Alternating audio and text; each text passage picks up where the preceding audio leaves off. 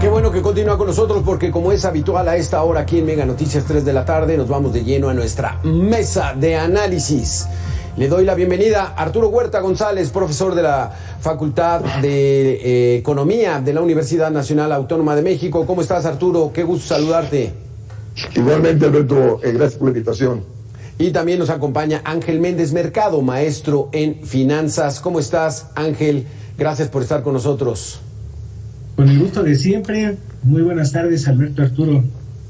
Nuestro tema de hoy es estrategia país, particularmente en el tema económico. Pero antes de entrar a eso, vamos a entrar, Arturo Huerta, hoy fue el anuncio, 7.99 la inflación, que es un 8, ¿no? Es ya un 8% de inflación, pero ¿qué tan real es esta cifra? Porque las amas de casa, los padres de familia, pues sienten que es mucho más. El poder adquisitivo está bajando, Arturo. Efectivamente, la cuestión es de que los bienes que más están aumentando son los agropecuarios, que traen una inflación arriba del 15% anual. Entonces, vemos que por más que el Banco de México está aumentando la tasa de interés desde junio pasado, no baja la inflación. Justo porque el aumento de la tasa de interés va encaminado a resistir la actividad económica, aumentar el desempleo y así disminuir consumo para disminuir las presiones de demanda sobre precios. Pero el problema es que al aumentar la tasa de interés se restringe la inversión, cae la producción, sigue la escasez de productos y sigue las presiones inflacionarias. Sí. Entonces, quien se beneficia del aumento de la tasa de interés es la banca, pero no el sector productivo, ni los trabajadores, ni la sociedad. Entonces vemos que la fallida política económica para bajar la inflación, en vez de aumentar la oferta, la producción, nada, están atentando sobre la producción. Exactamente. Ángel Méndez Mercado, pues, ¿qué hacer ante esta situación donde cada vez un billete de a 500 pesos se va ya como el agua? Y las madres tienen que hacer verdaderos malabares, bueno, los encargados del gasto familiar tienen que hacer malabares para tratar de llevar lo indispensable a las familias. Sí, Alberto, pues yo creo que es un momento crítico para las familias, para el bolsillo, para la población en general. Yo creo que como un buen consejo, a lo mejor me van a decir, toda la vida lo hemos escuchado, hay que ajustarse más el cinturón. ¿Hasta cuándo, no? ¿Hasta cuándo lo vamos a hacer? Estas tasas tan elevadas, pues lo único que están provocando es malestar. Están provocando que nuestro salario, pues como bien lo dices, se vaya por la alcantarilla, por decirlo de alguna manera, porque en realidad no nos está sirviendo para lo básico, ¿no? Acuérdate que pues el salario debería de cubrir las necesidades básicas de las familias y ahora ya ni siquiera esto. Debemos recordar también que los niveles inflacionarios son al final, lo que nos dicen son al final, pues promedios ponderados, entonces puede haber un efecto mayor y se compensa con un efecto menor en cuanto a las tasas, entonces podríamos considerar que un promedio, pues sí son los 8 que dices, ya redondeado, pero podríamos estar experimentando situaciones de mayor índice de inflación en algunos productos, y lo estamos viendo directamente en el bolsillo, en las carteras. Sí. Y aquí la recomendación básicamente es que pues tengamos cautela, porque la verdad es que no vislumbramos la luz al final del túnel, ¿no? Esto está cada vez más complicado. Sí. Y seguramente al final del año terminaremos por arriba del 8 seguramente. Sí, ese es el punto, Arturo Huerta. Nos reporta INEGI 7.99%. Yo la verdad soy muy mal pensado y 7.99 a 8 pues ya es nada, pero pues, la realidad es más complicada. ¿Hasta cuándo veremos reducción ya de estas cifras? Mira, por más que, repito, el Banco de México dice que para el 2023 o inicios del 2024 vamos a llegar a la inflación de 3%, en absoluto. Esta política de aumento de tasa de interés, conjuntamente con la política de austeridad fiscal de Hacienda, están restringiendo la actividad económica, está esto aumentando la escasez de productos y seguirán las presiones inflacionarias. Vamos a un contexto recesivo e inflacionario. Ellos a toda costa aumentan la tasa de interés para promover entrada de capitales, para estabilizar el tipo de cambio y así abaratar las importaciones para reducir la inflación. Pero estas importaciones están desplazando la producción nacional y sigue la escasez de productos, y el problema es que las importaciones están siendo caras. Claro. Estamos importando la inflación internacional. Entonces, de ahí que vamos a un contexto recesivo inflacionario que seguirá deteriorando el nivel de vida de la población, tanto por el desempleo como por la inflación. ¿Qué es este concepto de recesión, Ángel Méndez, al que podríamos entrar? Porque nos dijeron para diciembre del 2022 se van a ir ajustando y ya para mediados del 2023 ya vamos a estar con cifras bajas, pero esto parece que no es real, Ángel.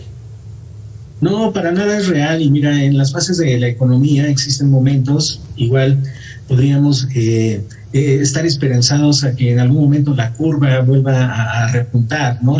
La recesión, pues ya es un momento crítico dentro de la estabilidad económica de un país, y sin lugar a duda estamos en una situación de crisis en donde pues estamos experimentando el punto más bajo en los niveles de producción, en los niveles de salarios, etcétera.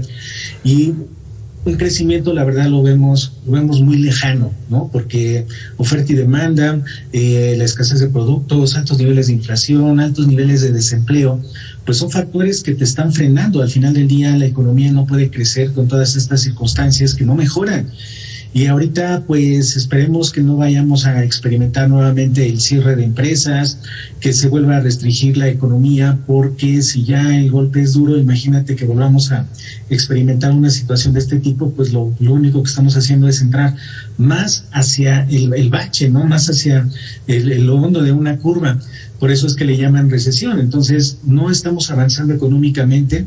Tenemos que tener en cuenta que las señales que da el gobierno federal muchas veces son para no entrar en pánico, pero la idea es que pues la percepción es totalmente diferente. La verdad es que estamos viviendo un momento crítico y es muy difícil que se logren esas metas, esos estándares, porque no es tan sencillo, ¿no?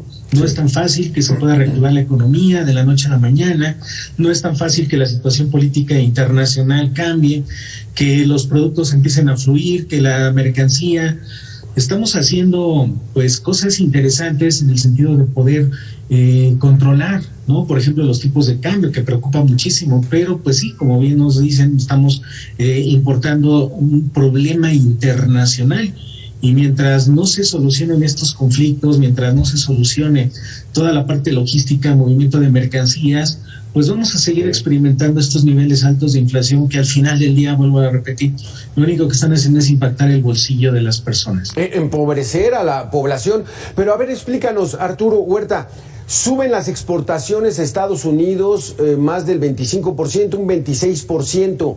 ¿Esto qué significa en medio del panorama que tiene la economía mexicana? Mira, crecen las exportaciones, pero también crecieron las importaciones. Es decir, las exportaciones de Estados Unidos crecieron 26% y las importaciones crecieron en 25.9%. O sea, al mismo nivel que las exportaciones. Entonces eso no genera un efecto positivo sobre la actividad económica. Entonces, y luego hay que tomar en cuenta que quien se gana con estas exportaciones son las empresas transnacionales, que tienen alto componente importado, y de ahí, repito, el gran crecimiento de las exportaciones. Entonces, de ahí que eso no se ha traducido en reactivar la economía nacional. El mismo INEGI reportó hace días que el indicador económico de mayo de este año en relación a mayo del año pasado trae un crecimiento de 1.03%, evidenciando que no vamos a crecer ni siquiera al 1% este año, justo por las altas tasas de interés y la política de austeridad. Fíjate, un elemento importante: Estados Unidos cayó en el primer trimestre de este año. Japón y Alemania no han recuperado el nivel de la actividad económica antes de la pandemia, y China cayó en el segundo trimestre de este año. Si esas grandes economías no están creciendo, imagínate lo que nos espera a nosotros. No me digas, Arturo, porque el gobierno actual criticaba el crecimiento, decían, raquítico de 2% de la economía al año en el país, pero ahorita ni siquiera eso vamos a alcanzar. Efectivamente no. O sea, repito, las exportaciones crecen, pero también crecen las importaciones. De hecho, el déficit de comercio exterior en los primeros 5 meses de este año son alrededor de $9,000 millones. Y el déficit de comercio exterior que atenta sobre la actividad económica. Y si a eso le sumas el aumento de la tasa de interés y la restricción del gasto público, pues no tenemos motor alguno de crecimiento, sí, ni interno ni externo. Ángel Méndez, aquí la situación va para largo. No va a haber crecimiento económico. La inflación difícilmente vamos a ver que baje de manera significativa. Ya no digamos que baje un punto, o sea, que baje de manera significativa donde se sienta esto. Y entonces, ¿qué hacer? ¿Qué tendría que hacer? ¿Cuál es tu recomendación para que la Administración Federal pudiera tomar otras medidas? Porque las que está tomando nos están llevando al fondo, como tú dices. Claro, bueno, desde el punto de vista gubernamental se tiene que cuidar muchísimo el gasto público. Los programas van a tener una reducción, van a tener que tener una reducción significativa. Se van a tener que cuidar los recursos porque acuérdate que también nuestra moneda está respaldada por algo, por parte del gobierno federal, Producto Interno Bruto. Ahí tenemos un poquitito de problema con Ángel Méndez. Arturo Huerta, continúa con este comentario. Estamos tocando fondo y las autoridades, yo no sé, incluso hasta las economías internacionales, no se atreven a decir crisis. ¿Por qué es esto, Arturo? Mira, están hablando de que la recesión se va a presentar en el 2023. Eso dijo la directora del Fondo Monetario Internacional hace días. Y luego dice, la desaceleración económica es el precio necesario que hay que pagar para bajar la inflación. Pues no, es decir, porque esta recesión se está traduciendo en mayor desempleo. En México en mayo hubo 518,000 desempleados solamente en un solo mes. Entonces no puedes hacer bajar la inflación a costa del mayor desempleo y de mayor pobreza de la población. Entonces, ¿cómo vemos cómo los bancos centrales responden a los intereses del sector financiero? Sí. Que es el que favorece el aumento de la tasa de interés. Entonces no están respondiendo a los propósitos nacionales de crecimiento y empleo. Ahí está el gobierno festejando de que la calificadora Standard & Poor's le mejoró la calificación a México. ¿Por qué le mejoró la calificación? Porque el gobierno trabaja con la austeridad fiscal justo para asegurar el pago del servicio a la deuda externa. Entonces, la política fiscal debe responder a los propósitos de crecimiento y empleo y no ser bien vista por el capital financiero internacional como ha venido aconteciendo. Claro.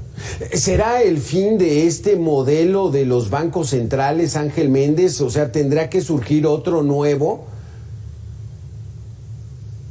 Ahí estamos, todavía tenemos problemas con Ángel Méndez. Arturo Huerta, ¿terminará ya esta política mundial de los bancos centrales? ¿Se tendrá que buscar otra alternativa? Nuevas monedas como el Bitcoin. ¿Habrá esa evolución? No, el Bitcoin es especulación y de ahí el por qué está cayendo como está cayendo, ¿no? Aquí lo que pasa es que hay que modificar la política de los bancos centrales. Okay. En el sentido de que su objetivo debe ser crecimiento económico y alto empleo con baja inflación. Y no bajar la inflación a costa de sacrificar el crecimiento económico. Okay. Pero para lograr eso, la gente tiene que demandarlo, Alberto. Sí. La gente tiene que salir a las calles a nivel mundial para que la política económica, monetaria y fiscal responda a los propósitos de crecimiento económico, de empleo y bienestar de la población. Okay. Y no siga actuando en favor del sector financiero. Exacto. Entonces es crecimiento económico. Esto es incentivar la productividad. Aumentar los empleos, que la gente tenga dinero, tenga remuneración económica, pueda consumir y entonces entre en un círculo donde hay producción, hay quien la compre, entonces requiero más producción, más compra y eso da bienestar a la sociedad, digamos que son esos 3 puntos. Adelante. Sí, pero eso requiere, Alberto, baja tasa de interés e incremento del gasto público en favor de lo productivo. Y los bancos centrales en México no te bajan la tasa de interés porque teme que el capital se vaya y devalúe la moneda. ¿Por qué no se atreve el gobierno del presidente López Obrador a incrementar el gasto público? Yo recuerdo Pablo Gómez, ahora titular de la Unidad de Inteligencia Financiera, cuando era diputado, él decía, hay que ampliar el gasto público, hay que endeudarnos. ¿Es tan peligroso, Arturo? Mira, no, todo depende a dónde dirijas el gasto público. Si lo canalizas a incrementar la producción agrícola en granos básicos, si lo canalizas a sustituir importaciones industriales y agrícolas no vas a generar presiones inflacionarias, porque vas a aumentar el autoabasto, así disminuye las presiones inflacionarias y las presiones sobre importaciones. Pero resulta que la gente de Hacienda teme que el incremento del gasto público te vaya a generar inflación, pero no, repito, todo depende a dónde lo canalizas. Si lo canalizas al desarrollo tecnológico, a sustituir importaciones, a ser autosuficientes, vas a bajar la inflación en condiciones de crecimiento económico. ¿Quiere decir que las medidas que está tomando la actual administración en la Secretaría de Hacienda son más neoliberales que los neoliberales? Sí, son más popistas que el Papa, ¿no? Porque ¿qué pasó en el 2020? La gran mayoría de los gobiernos incrementó el gasto público, se endeudó justo para el combate a la pandemia y para apoyar empresas y para apoyar a desempleados. Claro. En cambio aquí en México no, se mantuvo la austeridad fiscal, se dejó las empresas a su libre arbitrio y de ahí que quebraron 400,000 empresas, un crecimiento de desempleo, de la pobreza y la pandemia que mató a un montón de gente justo por su política neoliberal de austeridad fiscal y no endeudarse. Entonces de ahí que ha disminuido el crecimiento potencial de la economía.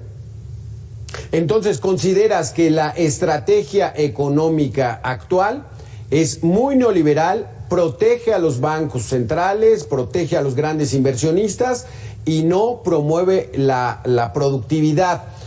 Y le tienen mucho miedo al endeudamiento, porque es que los endeudamientos en los 70s nos daban pavor, Arturo, pero ahorita son otras condiciones, ¿o cómo ves? Mira, la deuda en sí no es mala, Alberto, todo depende de qué es lo que hagas con ella. O sea, al endeudarte tú te comprometes a pagar las obligaciones financieras que se derivan de ella. Entonces tú tienes que hacer de esa deuda generación de riqueza para generar ingresos suficientes para el pago de la deuda. Entonces de ahí que tú tienes que canalizarla a la producción para sustituir importaciones, para incrementar el ingreso nacional y así incrementar la recaudación para el pago de la deuda. Cosa que no pasa por los economistas neoliberales que hemos tenido por décadas y que siguen estando presentes en el actual gobierno. Pero dice el actual gobierno que ellos traen otra política, pero sí, aquí en Mega Noticias hemos visto el sector pesquero no tiene apoyo, el sector agrícola no tiene apoyo, el sector ganadero no tiene apoyo, la infraestructura tampoco le dan apoyo. O sea, están tomando medidas, ¿cómo calificarlas, Arturo? Mira, el sector productivo, que es el que debes apoyar, conjuntamente con el empleo, han sido relegados. En cambio, ve la banca cuánto está ganando por esas altas tasas de interés y por la política de austeridad fiscal y la estabilidad del tipo de cambio. Sí. Entonces el gobierno se ha subordinado a los intereses del sector financiero y no está respondiendo a los propósitos de crecimiento de la esfera productiva, del sector agrícola, del sector industrial y a la creación de empleo. Y aquí los ganones son la banca, pero la mayoría son de fuera. Creo que nada más tenemos un banco nacional, todos los demás. Entonces estamos beneficiando a los de afuera.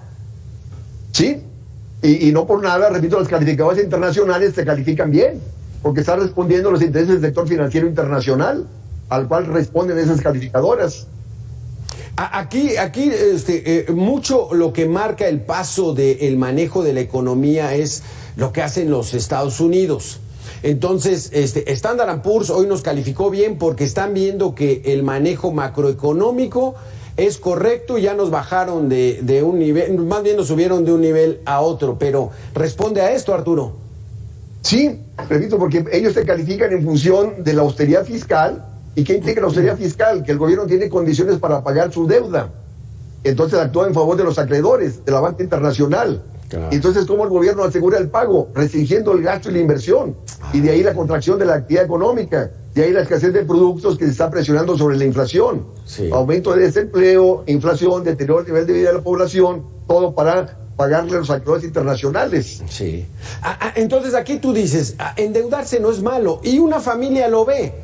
Vamos a comprar un auto del año, de modelo reciente.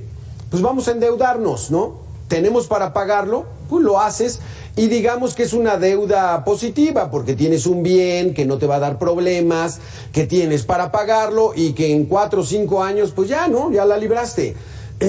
Eso debería estar haciendo el gobierno, endeudarse, pero cuidar que ese dinero vaya al sector productivo y tarde o temprano pues pagas esa deuda y ya tienes estabilidad. Sí, o sea, una familia debe endeudarse si tiene, como dijiste tú, asegurado flujo de ingresos para poder pagar la deuda. Pero si no tienes asegurado flujo de ingresos para pagar la deuda, pues no te endeudes, porque después la banca te va a embargar. Pero digamos, hablando del país, ¿México tiene recursos para ahorita poder utilizar deuda y meterla, invertirla al sector productivo? Sí. O sea, mira, el gobierno, mi posición es de que no debe endeudarse en dólares, porque tú no generas dólares. El gobierno debe endeudarse en pesos, justo para gastar en la esfera productiva y así generar efectos multiplicadores en favor del ingreso de las empresas e individuos, y cuando aumenta el ingreso nacional, aumenta la recaudación tributaria. O sea, si tu ingreso nacional es 100 y el impuesto es 20, recaudas 20, pero si gastas de forma tal de que el ingreso nacional te a 200, pues vas a recaudar 40, y eso te va a permitir pagar la deuda que hayas contraído para incrementar el gasto público. Sí. Ese es el temor del gobierno actualmente, de no utilizar esa palabra de endeudarse, porque entonces le restaría perspectiva o percepción más bien de la sociedad de que nos vamos a endeudar. Sí, o sea, temen de que las calificadoras internacionales, si aumenta la deuda, van a decir, no va a tener condiciones del pago de la deuda, entonces te bajan la calificación. Y eso implica aumento de la tasa de interés internacional de los créditos que tú vayas a contraer. Pero una cosa que hay que tomar en cuenta, Alberto, es de que tú no puedes pagar la deuda en un contexto de contracción económica. Tú tienes que impulsar la actividad económica para así generar ingresos para poder pagar la deuda, tanto a nivel familiar como a nivel de gobierno de un país. Entonces lo que está haciendo el gobierno es contraer la actividad económica para pagar. Pero va a llegar un momento en el cual esas calificadoras internacionales te van a bajar la calificación. ¿Por qué? Porque conforme se agudice la recesión económica, no vas a tener condición de pago alguno. Fíjate, un dato que dio la Secretaría de Hacienda el día de ayer o antier: el costo del servicio de la deuda pública en mes de mayo en relación a mayo del año pasado se incrementó en 96.3%. Casi se duplicó en un año, justo por el aumento de la tasa de interés interna y externa. Imagínate, van a seguir aumentando las tasas de interés externa e interna, entonces mayores recursos van a ir al pago de la deuda a costa de disminuir el consumo, el gasto y la inversión para pagar de esa deuda. Entonces vamos a una recesión más profunda de la economía nacional. A ver, entonces, Arturo, de mayo a mayo se incrementó casi en 100% el valor de la deuda, porque estamos subiendo las tasas, de la deuda. O sea, estamos haciendo ganar a otros. Exactamente, ahí gana la banca nacional y la banca internacional por el aumento de la tasa de interés. ¿A costa de qué? De disminuir la capacidad de gasto del gobierno, que nos contrae más la actividad económica y la creación de empleo. Sí. Esa es la estrategia económica que se está llevando actualmente. ¿Ves alguna posibilidad de que puedan irla modificando? La única viabilidad de irla modificando es que la gente salga a las calles a demandar cambios de rumbo, ¿no? Pero el problema es ese, ¿no? Que no hay conciencia política, económica en este país para demandar cambio de rumbo. O sea, predomina el enfoque neoliberal de austeridad fiscal, de no endeudamiento, y no se dan cuenta que esa política de austeridad fiscal, de no endeudamiento, de alta tasa de interés, de estabilidad del tipo de cambio, son las causantes de que la economía vaya a una recesión con inflación y mayor pobreza, que se está traduciendo en mayor delincuencia que estamos viviendo a lo largo y ancho del país. Claro. Dime una cuestión ya casi para finalizar, Arturo Huerta. Esta crisis que estamos viviendo, esta situación adversa de la economía, como le llaman, ¿se parece a cuál? ¿A la del 76, 85, 94? Mira, vamos a una situación de los 80s, donde la economía mexicana cayó significativamente, cayó el consumo, la inversión, el nivel de vida de la población, todo para asegurar el pago del servicio de la deuda externa. Entonces, el gobierno no tiene manejo alguno de la política monetaria, ni cambiaria, ni fiscal en favor del crecimiento. Entonces, el problema es que la política económica, repito, debe de responder a los propósitos de crecimiento industrial, agrícola y de empleo, mayores salarios, mejor distribución del ingreso, y no está respondiendo en eso. ¡Qué barbaridad! Yo recuerdo en los 80s que incluso hasta se limitaba el consumo de productos. Por familia te decían nada más 2 pastas de dientes, 2 jabones. Estábamos tronados en esa época. Sí, y repito, y estamos ahorita en el inicio de una crisis, repito, prolongada. No me digas, Arturo. Arturo, muchísimas gracias por haber estado con nosotros. Muy interesantes tus conceptos. Gracias, Arturo. Al contrario, buenas tardes. Muchas gracias por la invitación.